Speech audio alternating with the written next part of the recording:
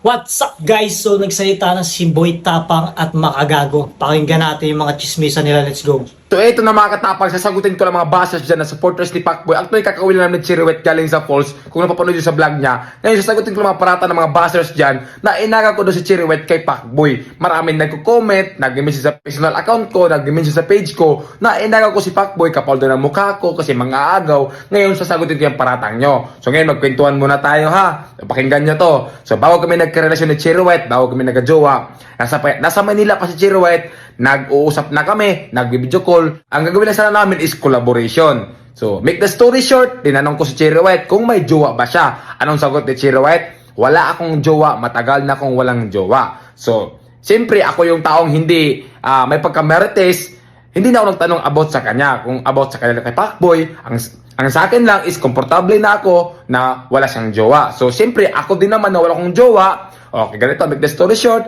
So, habang tumatagal yung pag-uusap namin, pakikilala sa isa't isa, habang lagi kami nag-video call, nagkaroon kami ng feelings, nagka-develop kami, hanggang umabot sa punto na pumunta siya ng Cebu, nagkaroon na ng something sa aming dalawa. So, wag yung sabihin na inaga ko si Chiriwet kay Pacboy. So, imposible naman ang babae papatol sa isang lalaki na may karelasyon. Alam nyo yan, girls, na hindi nyo gawain yan na magpagrelasyon sa ibang lalaki na may relasyon kayo. So, di natin alam kung anong rason kung bakit wala na sila ng Pacboy.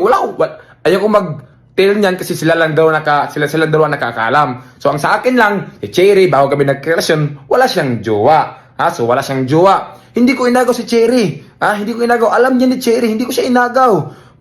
At ito pa, hindi ako yung klaseng lalaki na basta-basta lang dyan. Kasi hindi ako pogi. May prinsipyo din ako. Ako yung lalaki na pag nilawayan na ng iba, ayaw ko na rin lawayan. Ganun ako.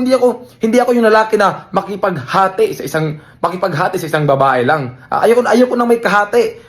Kaya wag yung sabihin na nang aagaw ako kay Chiriwet. Si Chiriwet mismo nakakaalam niyan. So hindi ko alam kung anong rason nila kay Pacboy. So ang sabi lang sa akin, matagal na siyang walang jowa. So hindi ko tinanong sila about sa kanila ni Pacboy. Yun lang kasi privacy nila yan. So ito pa, naiinis ako kasi sabi nila, content lang daw kami ni Chiriwet. Naintindihan ko kayo kasi nga nangyari sa akin nung nakaraan na nag-reveal ako ng jowa na hindi ko jowa. And next natin yung mga saying ni Makagago. May punto si Makagago dito eh. Gustong gusto ko siya sa part na to eh. Let's go. Makagago, what's up? Na naman nga pala to. At syempre mga ka-hombre ko, I'm back.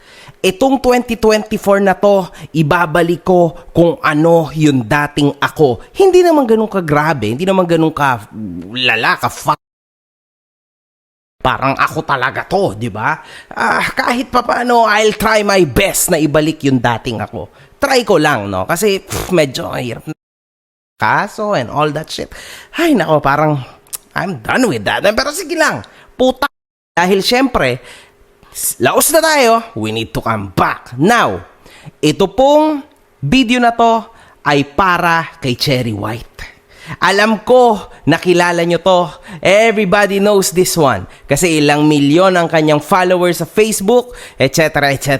Gusto ko lang i-review yung kanyang movement. Kasi ang dami sa akin nag-request. Boss MG, check mo nga ito. Actually, hindi naman talaga ako nag-check dyan sa chair. Hindi ko kilala yan, mga boss. Ngayon ko lang po yan nakilala kaninang umaga. That's why ngayon, may idea na ako. Inaral ko yung kanyang ginagawa. And ito yan. Real talk to ha. From 1 to 100, real talkin natin to. Masaklap to. Puta na talaga. Napakasakit nito ha. Game ha. Siya yung aspiring Tony Fowler. Alam niyo yan, di ba? Para sa akin. Pero nilagyan niya to ng konting twist. Ang ginawa niya, dahil maitsura siya, may katawan at tsumamba sa takilya, ang kanilang content nung Pacboy, yung pangit na vlogger din, di ba? Then yun, tinuloy-tuloy niya na. Sa bandang yan, saludo ko actually sa'yo, Cherry White, no? Kasi syempre, kailangan mo yan. Bakit ba tayong lahat ng nasa social media para ay nandito, di ba? Syempre, para sa pera. Na tayo maging hipokrito dito, putang mga bob tao na nagsasabi na hindi, tama na ang respeto, putang saan ka, pakakainin ka ba ng respeto mo? Sa'yo na yung respeto mo, huwag ka na magtrabaho habang buhay ha. Sa'yo na yung respeto mo sa sarili mo at dignidad. Okay? Pero, huwag ka na magtrabaho, huwag ka na mag-hustle, huwag ka nang gumawa ng kaya. Basta, pangawakan mo lang respeto at dignidad. Okay yan. Malay mo, mabusog kang putang. Diba? Now, nagtaka tayo. Kasi, syempre, medyo nakita natin na ang mundo nila ay nagka-crumble. Nakita natin lahat, di ba?